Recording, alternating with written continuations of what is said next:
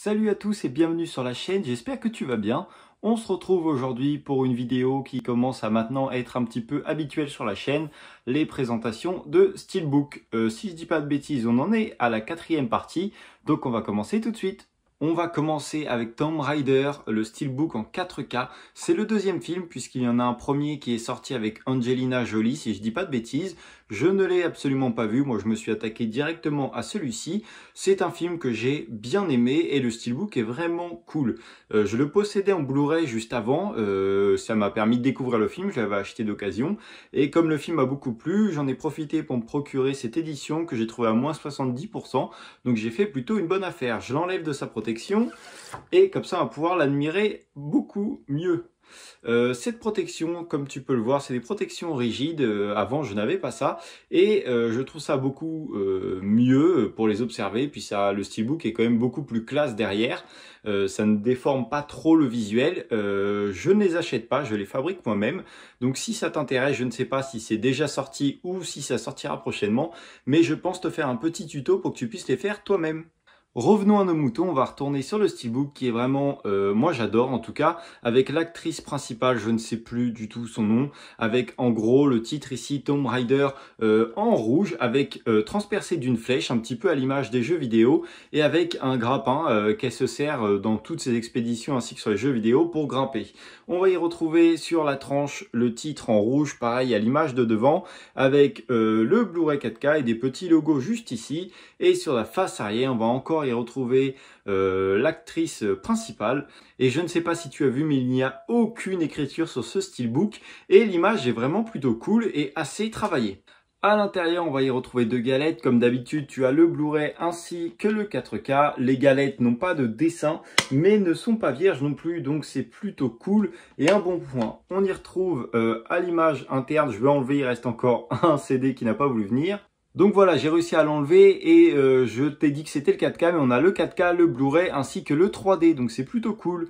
On a une image en continuité avec juste ici l'actrice, tu vois, qui tient son arc et franchement l'image est plutôt cool. Et les écritures qui d'habitude tu retrouves, enfin en tout cas très souvent au dos, sont à l'intérieur. Donc à la limite, tu vois, elles sont cachées derrière la galette. Et puis l'image intérieure, je ne sais pas ce que toi tu en entends, mais moi personnellement, tant que déjà il y a quelque chose, ça me va. Après, tu vois, là, il y a l'image. Bon, elle est cachée derrière les galettes, mais comme tu as des galettes de chaque côté, t'as pas vraiment le choix. Et donc, l'image ne fait pas continuité, même si les deux styles de couleurs sont assez proches, mais on a à la limite le gros titre Tomb Raider en rouge qui va venir empêcher la continuité, ainsi que la tranche qui est vraiment noire. Donc, les deux images sont différentes, mais en tout cas, moi, j'aime bien ce steelbook. On va enchaîner avec un Marvel, le Steelbook de Black Widow. Si je dis pas de bêtises, tu peux encore le trouver, il n'a pas énormément marché. Personnellement, j'aime bien, j'ai bien aimé le film aussi. Et le Steelbook va être sur un ensemble de couleurs blanc et rouge. Donc devant, tu vas y retrouver Black Widow et à l'arrière, tu as sa sœur. Pareil, dans le même esprit, le même logo. Le logo qui est ici, c'est le logo de la chambre rouge, si je dis pas de bêtises. Donc voilà, après il y a un petit travail ici avec le rouge qui ressort et le blanc. Et les tenues sont blanches et noires, donc c'est plutôt cool. Et tu vas y retrouver sur la tranche, pareil, le même travail, un grand blanc, un petit carré noir avec le titre en blanc et une petite touche rouge. Donc c'est plutôt sympathique. Je viens d'enlever les galettes qui ne sont pas vierges, elles sont avec les dessins du film, donc ça c'est pareil, c'est un plus. C'est le 4K, donc on a le 4K et le Blu-ray, et à l'intérieur tu vas y retrouver, alors pareil, je ne sais plus comment il s'appelle, mais en gros tu as le méchant du film là avec son casque, donc c'est une image en continu, assez sombre, mais voilà, au moins elle est ici, on a quelque chose. Et donc voilà, le steelbook ouvert, ça donne ça. On pourrait croire à une continuité, je ne sais pas. Je trouve que la tranche vient un petit peu arrêter l'effet que ça pourrait donner. Mais je le trouve plutôt sympa quand même. Et on pourrait quand même dire qu'il y a une continuité si on le veut. Ah d'ailleurs, non, je dis des bêtises. Il y a une continuité parce que si tu regardes là, les petits traits rouges, là, ils ressortent ici, ici aussi. Et en haut, c'est pareil. Donc il y a une continuité, je dis des bêtises, même si la tranche arrête un petit peu tout. On enchaîne cette fois-ci avec un DC, le Steelbook d'Aquaman. Alors pour ce film, il existe 2 ou 3 Steelbooks différents et des éditions collector. Alors je dis pas qu'à l'avenir, je vais me laisser tenter, je pense, par une édition collector qui me plaît bien, qui n'est pas extrêmement chère. Mais voilà, en attendant, j'ai quand même le film et l'autre, ça sera vraiment du plaisir pur. Le visuel avant, on les retrouve donc sous l'eau, bien sûr, vu que c'est Aquaman. Alors, je trouve, regarde, je vais te l'approcher un petit peu, celui-ci n'est pas en rupture, tu peux toujours le trouver, et que le visuel est sympa, mais les images ne sont pas extrêmement bien travaillées, tu vois, c'est assez grossier sur les personnages. Je trouve ça un petit peu dommage, mais après, le visuel est quand même sympa si tu t'arrêtes pas aux personnages. Sur le côté, tu vas y retrouver le titre en blanc avec un... C'est pas un simple bleu, je vais essayer de te l'approcher, voilà. On voit pas très bien, mais ça fait un espèce de style d'océan. Donc c'est assez sympa. Tu vas y retrouver les écritures ici, d'ici, et un petit logo en dessous. Et c'est tout, il n'y a pas le logo 4K. Et l'arrière est beaucoup plus sobre, puisque tu as tout un fond noir, avec mes traces de doigts ici, et la petite lance, le trident, voilà, pardon, qui ressort, qui est en couleur de l'océan, donc un petit peu bleu, puis tu peux y voir des petites vagues ici. À l'intérieur, comme sur les autres, tu as le 4K ainsi que le Blu-ray et puis l'image interne qui est une continuité avec les écritures ici qui ne sont pas derrière. Et puis tu as une belle image de l'océan. Donc c'est plutôt cool, ça remplit le steelbook et le visuel n'est pas forcément caché par les galettes puisque tu n'as pas de visage, tu n'as rien d'extrêmement important à cacher. Et donc voilà, le steelbook ouvert, on va y retrouver une continuité entre l'avant et la tranche, mais l'arrière ne suit pas. C'est un petit peu dommage, je trouve. Après, vu le visuel arrière, ça ne pouvait absolument pas coller. On va continuer avec encore une fois un Marvel, le steelbook de Thor Ragnarok.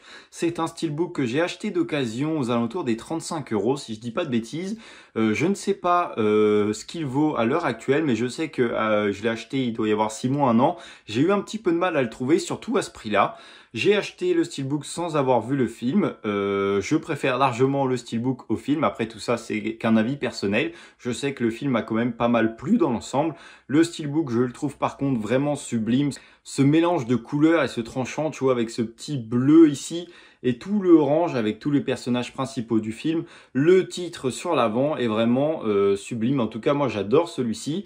Sur le côté, tu vas y retrouver le titre, ainsi que les mêmes couleurs utilisées sur la face avant.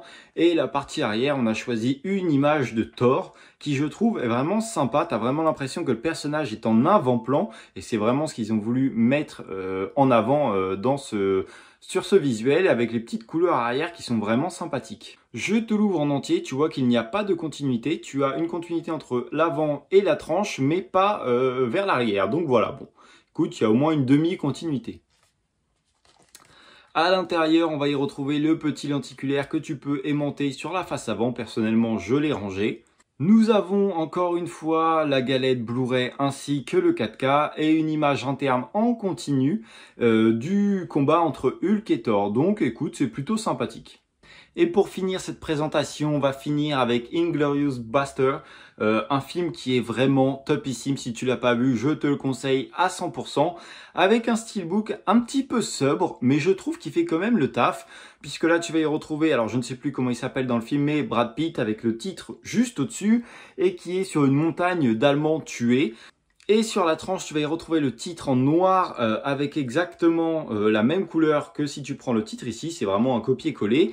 Et sur la face arrière, tu vas pouvoir y retrouver le logo. Pareil, on reste encore sur le même ton de couleur. Mais à la limite, l'arrière est un petit peu plus travaillé. Tu vois, ils ont fait un petit dégradé avec des petites taches un peu partout. Donc c'est sympa.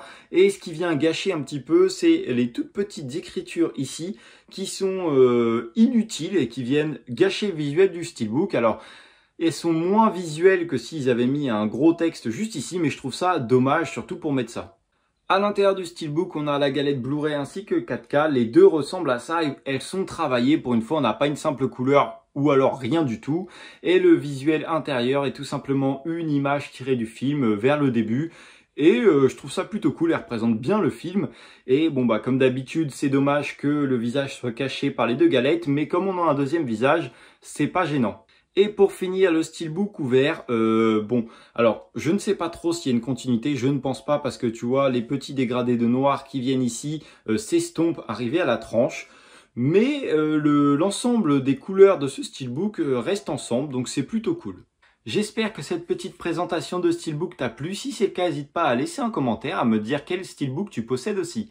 N'hésite pas à t'abonner et à mettre un like aussi. Et moi je te dis à la prochaine pour une nouvelle vidéo. Salut!